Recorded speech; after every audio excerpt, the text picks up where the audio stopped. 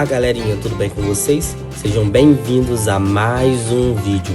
E no vídeo de hoje nós vamos aprender a como desenhar a room de guerreiros K-pop na versão Paper Duck. Então já vai sentando aquele dedo no like se você gosta de Paper Duck, se você gosta do room, se você gosta de guerreiras do K-pop. Se inscreve no canal se você ainda não é inscrito e comenta aí embaixo qual é o seu personagem preferido de guerreiros do K-pop. Essa versão da room Paper Duck ela foi criada pela Pri, lá do canal O Diário da Pri.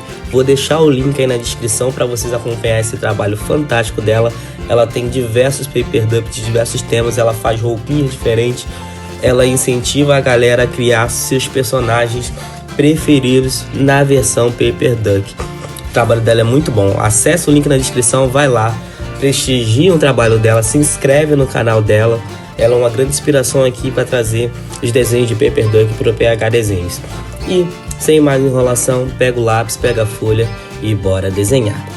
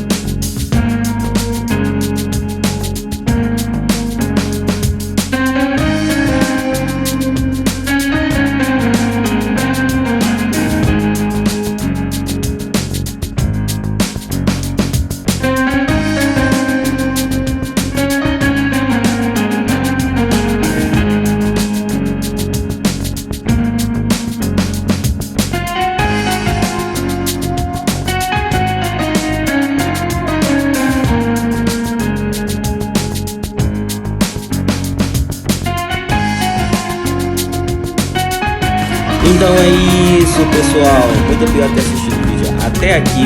Comenta aí embaixo o que você achou do vídeo. Assiste os outros vídeos que estão aparecendo pra você aí no card. Valeu, tchau, fui.